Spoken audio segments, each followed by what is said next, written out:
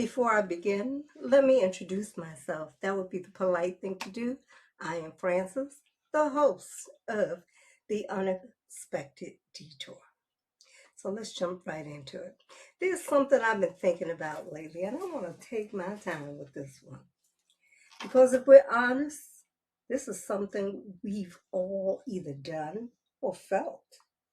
When a giver and a receiver have a disagreement, the giver can be quick to remind the other person of what they've done for them. You've heard it before. Maybe if you even said it. After all I've done for you, and you got an attitude when you say it too, now remind you that. You ain't nice.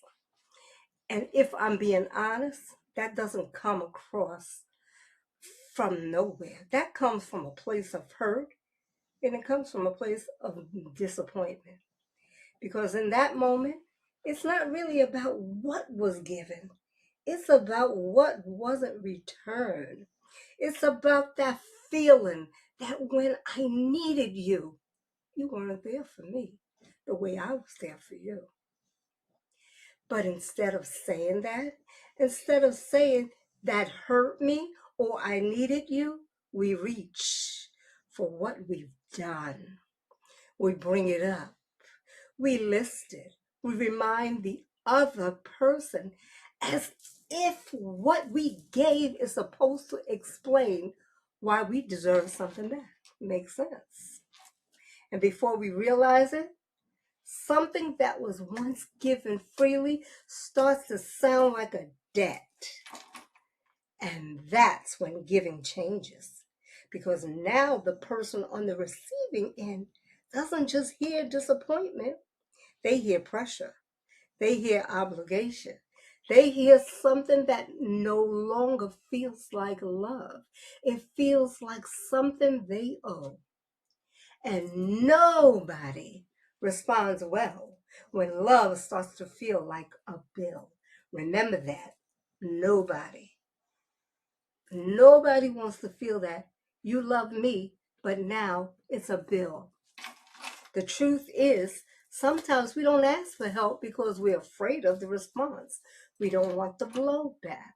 We don't want to hear no. So instead of asking directly, we hold on to what we've done, hoping it will speak for us when the time comes. We expect it to carry weight, but that expectation, whether we say it out loud or not, quietly turns into something else. Now, let me go a little deeper because this part matters. The Bible talks about lending and borrowing in a way that really makes you stop and think. It reminds us that the borrower becomes a servant to the lender. And that's not about control.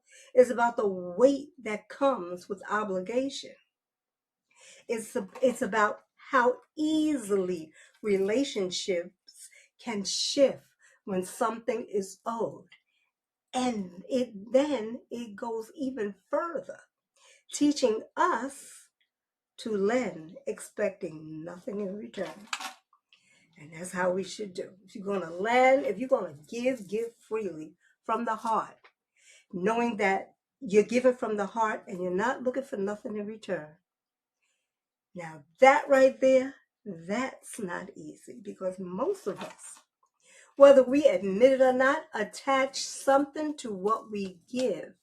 Maybe not right away, maybe not conscientiously, but it shows up later in disappointment, in silence, in distance, or in reminders.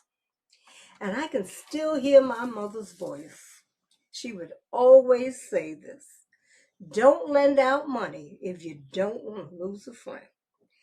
Trust me, she was right.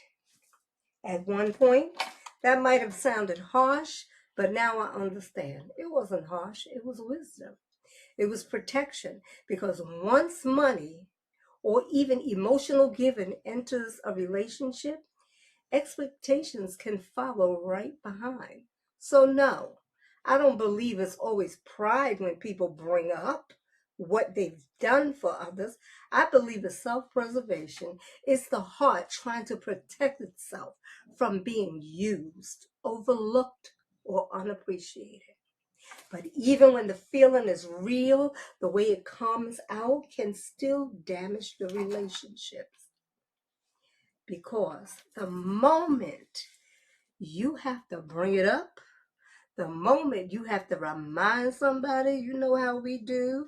Oh, I did this and I did that. You know how people get, we get antsy. Yeah. You have to ask yourself a hard question.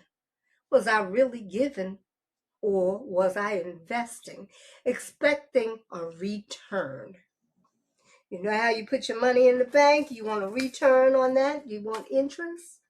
That's the difference when giving to someone. You're not getting interest.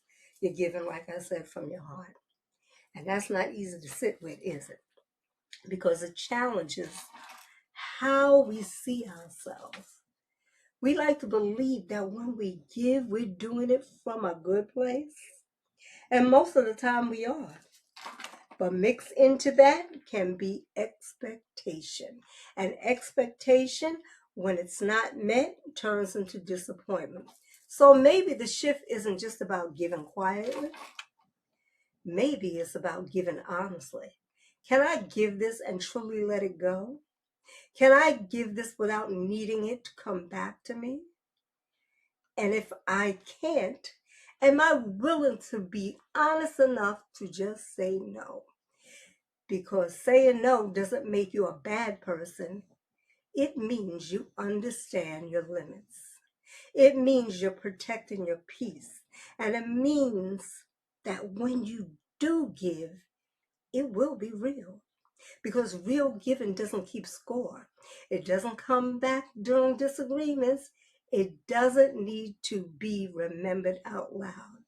It gives, it releases, and if it has to be brought up later, if it has to be used as a reminder, if it has to prove a point, then maybe from the very beginning, that wasn't given.